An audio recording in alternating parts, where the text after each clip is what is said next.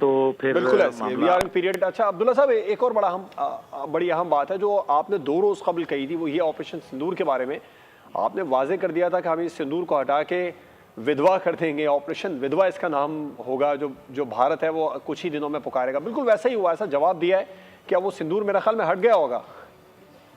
नहीं, सिंदूर तो नहीं हटा, क्योंकि सिंदूर वाली आ गई है ना, एक लेडी पायलट जो हमने पकड़ ली है, अब वो are you Sindoor confirming that? वाली।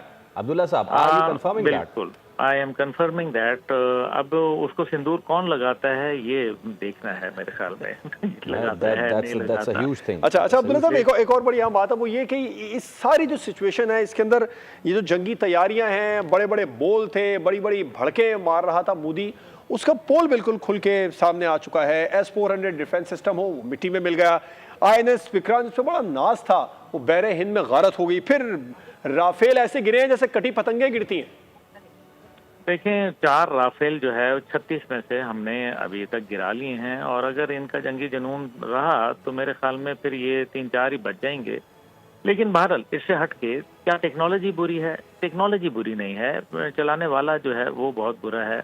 और अभी गधा गाड़ी चलाने वालों को आपने राफेल दे दिए हैं, S-400 दे दिए हैं, जो गुलेले मारते थे उनको S-400 दे दिया है, तो फिर वो ज़ाहिर है ना तजुर्बाकारी जो है वो इसी वजह से तो फ्रांस जो है वो तपा हुआ है इन पे।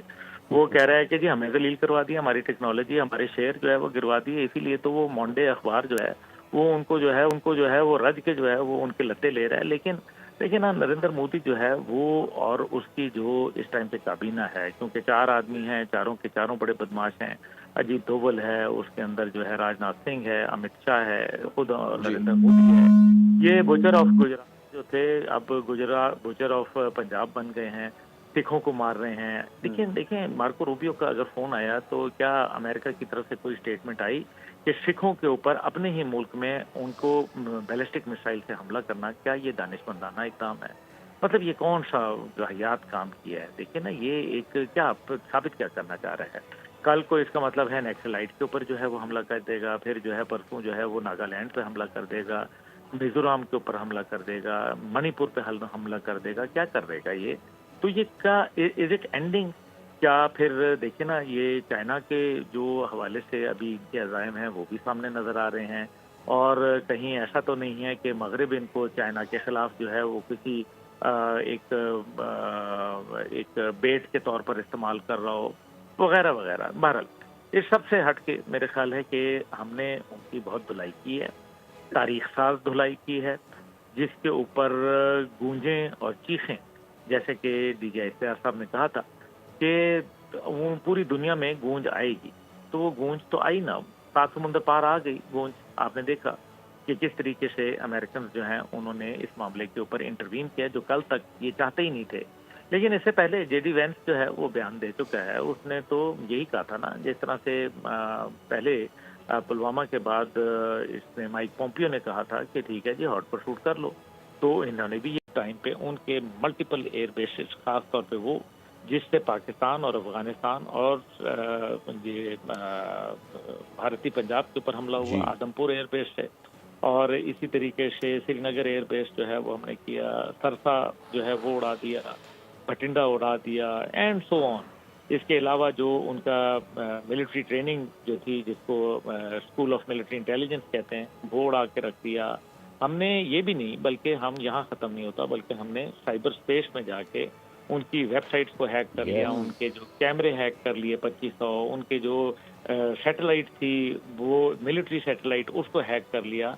ये मेरे ख्याल में बहुत बड़ा ब्लो है। इसके अलावा ब्रह्मोस का जो उनका अड्डा था, सिर्फ वहाँ हमने जो है वो हमने अपना हतफ वन, जिसको हम कहते हैं फतह वन, वो हमने जो है वो दागा है, और बाकी जगह जो है वो हमने JF-17 थंडर ने थंडर जो है वो मेरे ख्याल में ठंड डाल दी है, और उसने फिर जो एयर टू सरफेस मिसाइल थे उनके जरिए, हाइपरसोनिक के जरिए जो है वो मुख्तलिफ टारगेट्स अचीव किए। लेकिन क्या कमाल की प्रेसिजन, क्या कमाल के टाइमिंग्स, और क्या कमाल का जो उसके अंदर देखें कि क्या डिटरेंस था।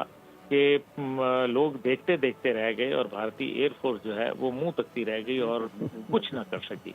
तो ये मेरे ख्याल में, और डीप स्ट्राइक्स की हैं, ये बहुत बड़ा कमाल है। पाकिस्तान को शाबाश है।